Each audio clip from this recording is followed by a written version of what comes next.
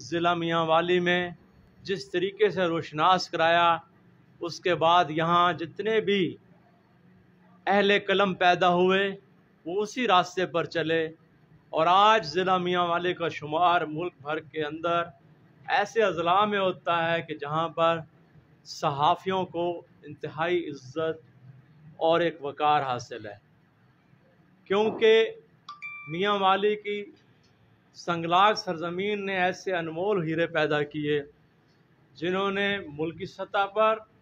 اور بین الاقوامی سطح پر اپنی صلاحیتوں کا لوہا منوایا ہے۔ وہ میدان سیاست ہو، میدان صحافت، کھیل کا میدان ہو، تعلیم یا زندگی کے مختلف شعبہ زندگی، اس میں آپ دیکھ لیں کہ میاں والی کی سرزمین سے پیدا ہونے والے انمول ہیرے آپ کو سر فہرست نظر آئیں گے کہ اس مٹی کا، اس پانی کا ایک اثر ہے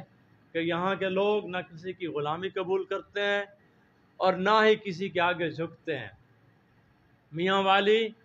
کے لوگوں نے جاگیردارانہ سیاست کے خلاف اس وقت اپنا فیصلہ سنا دیا تھا جب پاکستان بھر کے عوام جاگیرداروں کے چنگل میں پھنسے ہوئے تھے، اور یہاں پر مجاہد ملت مولانا عبدالستار نیازی نے جاگیرداروں اور وڈیروں کے خلاف جو جدوجہد شروع کی، اسے بعد میں آنے والے عوامی سیاستدانوں نے مکمل کیا، اور آج اللہ کا شکر ہے کہ بڑے بڑے خان سردار وڈیرے نواب میدان سیاست سے آؤٹ ہو چکے ہیں اور عوامی سیاست یہاں پر چل رہی ہے۔ اسی طرح صحافت میں آپ دیکھ لیں کہ میاں والی کے صحافی، اس کا ایک اپنا وقار ہے۔ میرا آج یہی پیغام ہے کہ نوائی شرف نے جو راستہ اختیار کیا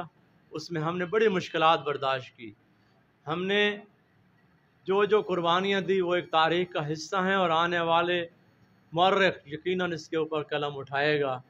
کہ یہاں پر مقامی صحافت جس طریقے سے چلی اور اس نے کبھی قلم فروشی نہیں کی۔ ہمارا ضمیر مطمئن ہے، انشاءاللہ جب تک ہماری زندگی ہے یہ جدوجہد جاری رکھیں گے۔ میں تمام اپنے بھائیوں کا شکر گزار ہوں کہ آج نے یہ آپ سب نے مل کر یہ فنکشن ارینج کیا، گو کہ کوئی باقاعدہ تقریب نہیں تھی، اور آپ کی محبت، آپ سب کا ہمارے ساتھ ایک تعلق اس تقریب کا وجہ بنا ہے۔ میں انشاءاللہ آج اپنی سالگرہ کے موقع پر نوائی شرف کا یہ پیغام دیتا ہوں کہ ظالم کے خلاف کلمہ حق کہنے کا عمل ہمارا جاری رہے گا، اور ہمارا جو قلم ہے وہ اس میاں والی کی ترقی اور خوشحالی کے لیے ہمیشہ جدوجہد جاری رکھے گا۔